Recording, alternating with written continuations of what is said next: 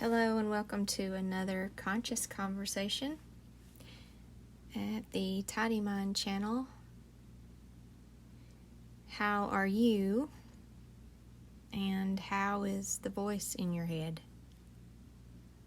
Those are two very separate things, two different things. There's you, your consciousness, your true you. And then there is the fake you that tries to convince you that it is you by using the word I. I was having a session today and was telling her that that's just the tiniest little opening that it uses to connect you to it. The tiniest little word, I, that it will use. It's so small, so subtle, but so powerful in that when you say, I think, or I feel, or I need, or I want, that is getting you to identify with that ego voice in the head up on the stage having its drama. So I was telling her to change that word when she's describing something, when she's talking about a problem or an issue or something the ego voice doesn't like about life, a condition that it doesn't approve of, doesn't like, doesn't want, to be very careful of the word I, because if the word I comes out of your mouth, that's an indicator that it has you. Not always, but you rarely say I. You'll notice as you practice just being, there's rarely anything to talk about.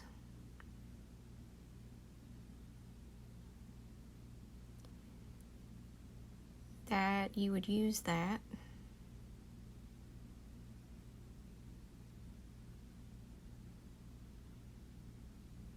So change it to, if you're using a journal or writing down a problem or issue, or something that is being judged as wrong or not okay, not accepted, write it all down and then go back and read it. See how many times you use the word I. And let that be an indicator that when you are saying the word I, it is speaking through you and you are standing up on the stage with it as its partner, saying, this is our problem, us. You are its puppet speaking through you. And you are thinking you are the one with the problem. You are the one feeling this, thinking this, needing this, wanting this, resisting this.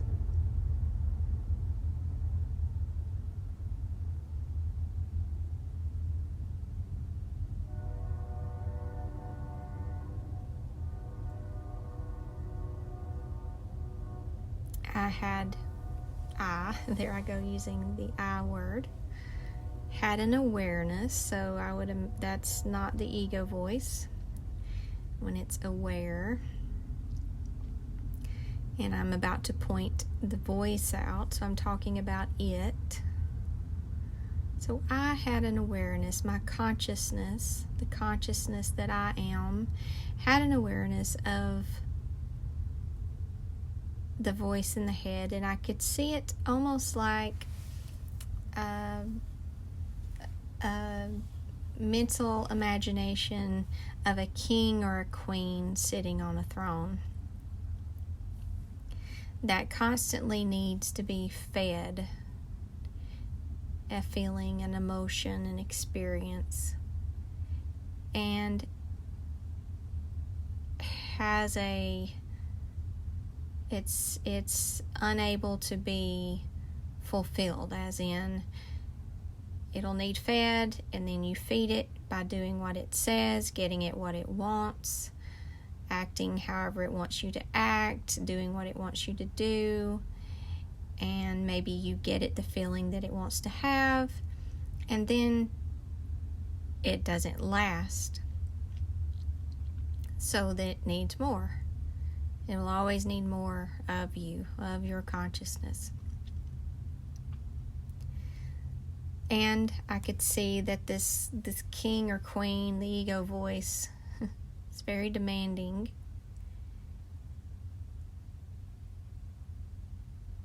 And would feed off of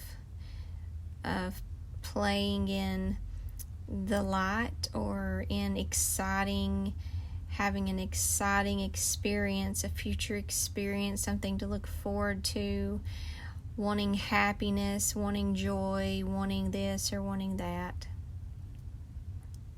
Or it can also play in the darker, more heavier, negative emotions to get fed. Of, I'm broken, I'm sad, I'm depressed. It can use whatever. And I could hear it saying things like, I'm unhappy. Go get me some happiness. Go get me an experience that will make me happier.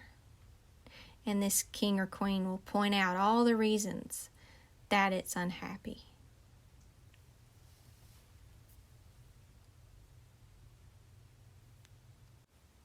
I'm not happy enough. Go get me more happiness. Fix this.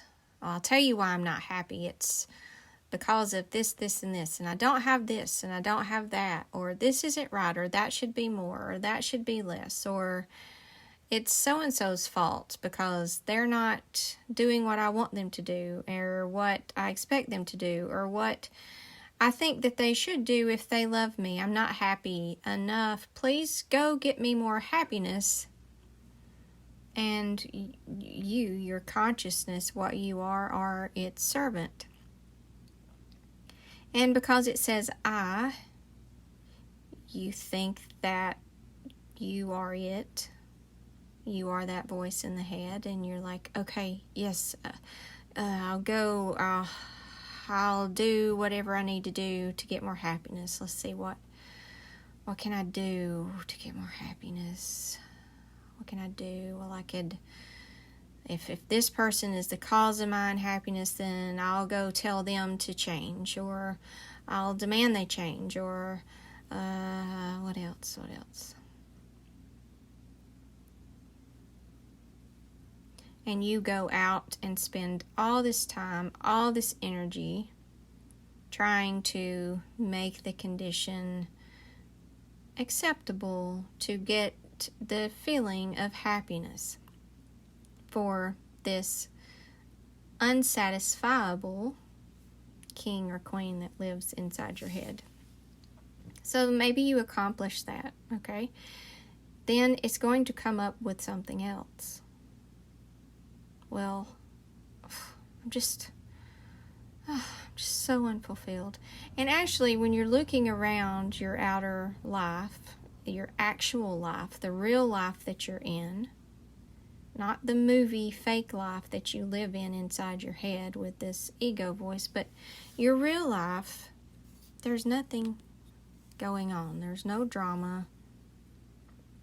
And usually when it is uneventful and just day to day, that's when it will start, because it needs stimulation. It needs food. It needs fuel. I'm just so unfulfilled in life. where's my purpose? I've got to find I don't even know what my purpose is. I'm living and I'm not even living my purpose. And what would God think of that? And God put me here for a reason. It's got all these stories, all this justification. Go out and go find our purpose. Do something. Research something. Go to a workshop. Go to a class. Go to a meditation. Go find it. Go out there and find that. And you as the servant, which is not free to just be in life because you are constantly serving the ego voice in your head and its constant demands and its constant imaginary problems. You go out and try to find. You chase whatever it's telling you to chase. All so that it can have something to stimulate it so that it can build its sense of self, of realness, of aliveness. And it is not alive, it is not real, it is fake, it is a voice, a radio station that we all are tuned into collectively. And it's demanding and it's insane. And until you see that, you are its constant servant. Or maybe it's holding on to the title of, all kings and queens hold a title. So maybe it has a title of the broken. I'm broken. Nope, there's nothing you can do for me. I'm broken. So I'm just going to sit in here and I'm going to constantly, all day, every day, tell you why we're broken. I don't need you to go out and get me anything. I'm not, usually that happens. It wants you to go out and do things when it's trying to get something from the external world to feed off of. But if it's feeding off the internal world and of past, of memories, it can fuel itself off of your belief in what it's saying about you, about people, all of its negative talk that it does. If you believe in it, it can fuel itself. It can keep that energy going by telling you the most horrible things about yourself. How horrible you are, how broken you are, how hopeless you are, how you'll never get better, how you'll never be anything. I mean, just negative self-talk. And as soon as you say, oh yeah, oh my God, that's true. That's true. As soon as you agree with it, you engage with it, you interact with it, and you may also try to fix that. You're like, okay, well, we got to do something about that then. We got to do something. And you go away from the problem, trying to fix the problem. The problem is the voice telling you there's a problem. But you don't know that. So the problem is sitting inside your head, that voice in the head that you're tuned into. Sitting there telling you how broken you are, how depressed you are, how sad you are, how hopeless you are, how terrible you are, how whatever it says. It says some really mean things, really mean, really cruel. How unloved you are, how unwanted you are, how alone you are. It loves that story. How alone we are. And you may try to fix that. Okay, well, I'll go get you stimulation through people. You want people around, so okay, Queen, I'll go out and I'll get you some stimulation through people. I'll get you more people around to stimulate you. The problem is it. And you identifying with it. You saying, yes, that is me. But if you can, when it's talking to you, when it's telling you what it needs. I need to be more happy. I'm unhappy, and here's why I'm unhappy, and I need you to go fix why I'm unhappy. Instead of scurrying off and frantically trying to relieve its discomfort because it's hungry and it needs fed. If you can make peace with the discomfort it's creating inside of you, like, yep, it's uncomfortable again because it's hungry. It's not being fed what it wants, the condition it wants, the fuel it wants, the identity it wants is not being supported. It's diminishing, it's dying, and it's wanting me to go fix it. If you can just get very comfortable with the pain that it's causing emotionally, and if you can get comfortable with listening to it talking in the background, and just sit with it, just be with it, it will begin to get weaker and weaker. And you will get more space between you and it. You will walk further away from that tidy mind house. You were living in the tidy mind house with this voice 24/7 and controlling you and doing whatever it says, and then you get stronger, and then you move outside the tidy mind house, and then you start walking further and further, moving further and further away from the house itself, the thing it lives in, and it starts yelling, trying harder. Then, where are you going? You're my servant. You're supposed to be getting me what I want and what I need, and changing this condition and that condition so that I can be happy. It will never be happy, at least not consistently. Momentary, very fleeting feelings of happiness, and then you got to go out and get it more. It's never enough. It's never satisfied. If you can sit with it when it's telling you horrible things, creating feelings of guilt inside, creating feelings of sadness, creating feelings of depression, creating feelings of hopelessness, it's very uncomfortable, very painful. If you can get comfortable with the pain, just relax into the pain. It's there. Just be with it. Don't try to change it. Don't try to get rid of it. Don't try to fix it. Don't try to calm it. Don't try to do anything. Just be with it. Let it be. Let it be that emotion stirred up in your body. It's okay. Let it be there. And just be with it. And don't buy into the stories that it's telling you, because as soon as you agree with it, so there's two things that you must do.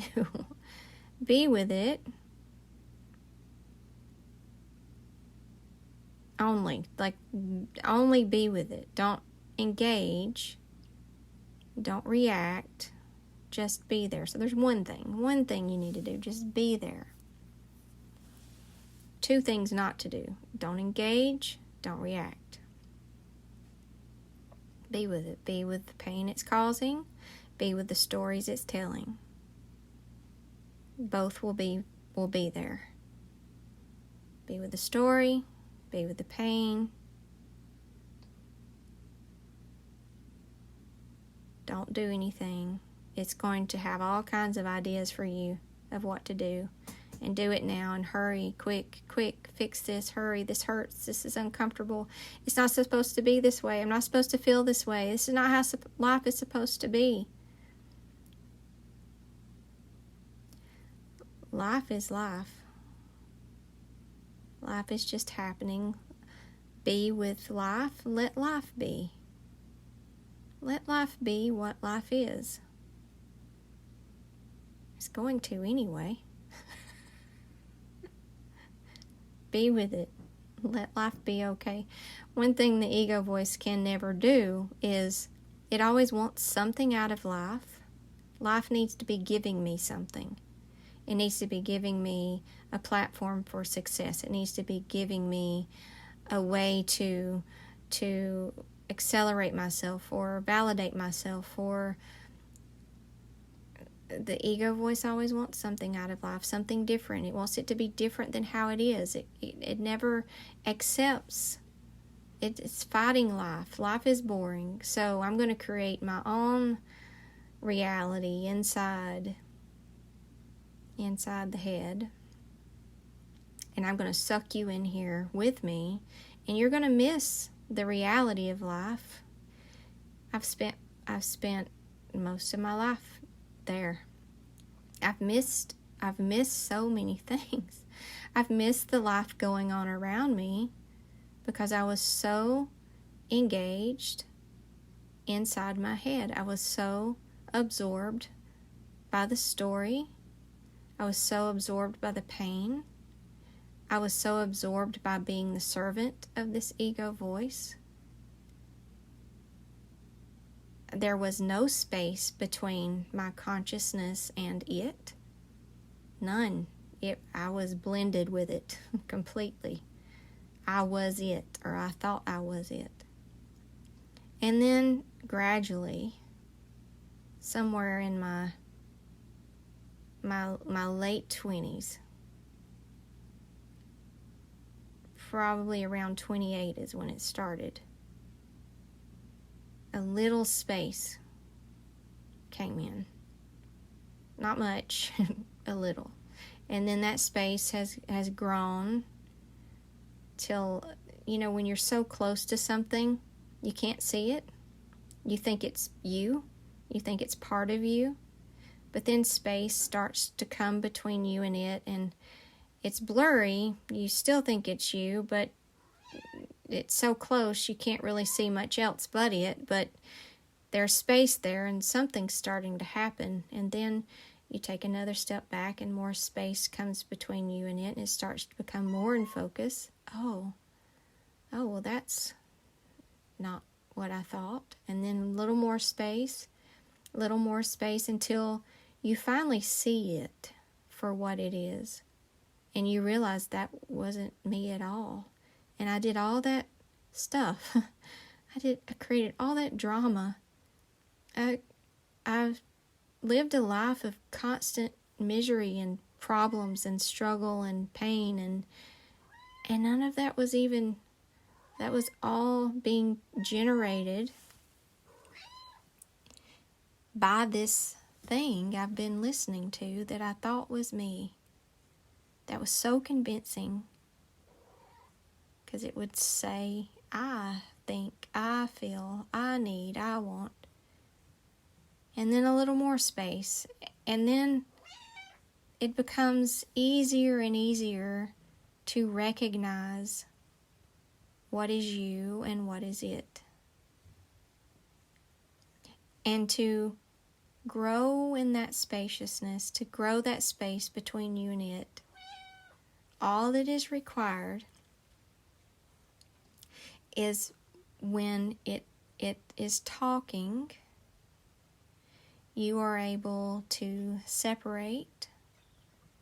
That is not me. That is it. That is the voice in the head. When it's saying, I think, I feel, I want, I need, change those words to it thinks, it wants, it needs, it feels. To not be its servant, to silently observe it. That's it. Don't engage, don't react, don't serve. Just be and watch. Just be with it. And be with the pain, be with the stories. And as you just be with both of those things, the pain that it's causing inside of you, and it does hurt. It's real. The pain it generates is real. It's an emotional energy flowing through you, and it does not feel good. It feels very uncomfortable, and we have been well trained to get rid of discomfort. And if it's, it's natural and normal to get rid of physical discomfort. to protect our physical forms from harm. That is natural. But this is something inside our head, creating an imaginary problem, creating emotions that are uncomfortable. It's uncomfortable because that emotional, ego voice is being diminished. It's dying, and it wants you to bring it back to life. Fix it. Fix whatever is hurting it. Go out and fix it. And you don't want to do that. Let it be uncomfortable. Let it be angry. Let it be sad. Let it be whatever it is. Just be with it as it is that. And then it diminishes. That's good for it. Actually, it's not good for it. It's good for you. It's good for what you are. Your consciousness is good for getting space between you and it. Anytime it is hurt, if you're hearing, I'm so hurt, it hurt me, it hurt my feelings. It hurt its feelings. It hurt its ego. That's what's being hurt. Not you, not what you are. What you are wouldn't be hurt in that way. You are formless. You cannot be hurt emotionally. Now, your form can be hurt physically. So, yes, you want to protect your physical form from bodily injury. That's just nature. It's natural. Even animals like a dog, cat, or whatever, they're not attached to an ego voice in the head. So if you want to know how, like, what would you do in that situation then if this or that is happening physically or emotionally? Well, think, well, what would my dog do? Or what would my dog do about it? So say your dog is sitting in a room and somebody is just like emotionally just bashing that dog, calling it all kinds of ugly names, saying all kinds of horrible things, saying, it's trash, it's whatever, emotional abuse, okay? Say that is happening. If the tone is not bad, that dog is just going to sit there. That's not harmful to the dog because the dog is not attached to an ego voice. If the dog had an ego voice, yes, that ego would be being diminished. And then it would be like, oh, you're hurting my feelings. Yes, it would say that. But the ego is not a real you. That's their fake you. That's having a fake issue, a fake problem. But the pain that it stimulates in your physical body, it's very uncomfortable. So it says, fix this. So a dog's not attached to that. So a dog would just sit there and keep licking its paws or playing with its toy. It's not taking anything personal because there is no personal me to be hurt by that. It's just like, it's like, okay, crazy person, I'm going to keep eating my bone. That has nothing to do with me, whatever you're saying. Like, there is no me. I'm just being. I am being a dog. I am being. Now, if the person was to change their tone, I know I got my dog, Odie. He's not with me now, but I got him from a shelter. And if you had a angry tone or an excited tone or any tone of voice that wasn't just a normal, everyday talking, calm voice, he would leave the room. Because for him, that signaled, like this may turn into physical harm. I may get hurt here. So I'm going to remove myself. So same with you as you practice being. Well, what would you do in a situation where maybe you're sitting in a room and you're just being, and then the person in the room with you, their ego voice takes them over, and insanity starts to happen, and they start yelling and screaming? Well, you'd probably do like my dog Odie did and just quietly get up and leave the room, which that person if they're really overtaken by their ego and they want a reaction, they want engagement, because that's what fuels an ego, they'll probably follow you. And then that's when I would probably, remove myself the best I could, and I may not go back there. Not because there's a story in my head, or not because of anything other than I'm trying to preserve my physical form. And that seemed like a threat to my physical form. Therefore, I'm not going to continue to be in that place. It's non-emotional. It's not anything other than I'm just being. I'm being very present with life as it comes up. And if I sense danger to my physical form, I'm going to remove myself.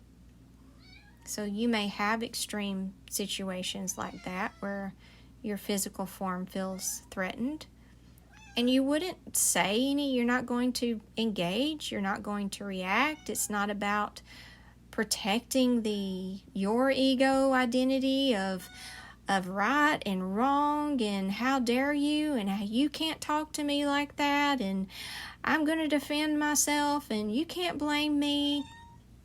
That's your ego engaging. Now you're in your ego. Now you're both two crazy people.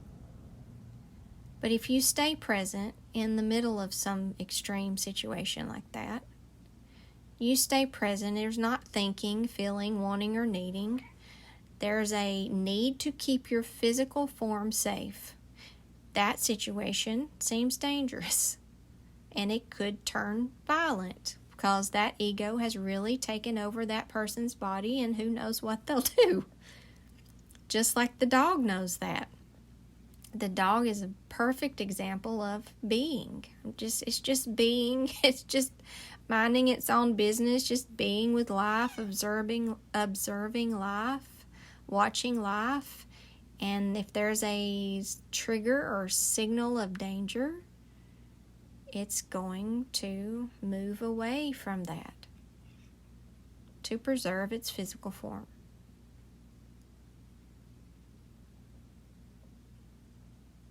I know that's a big question, and well, what do I do, or what do I tolerate, or what do I put up with when I'm present or conscious?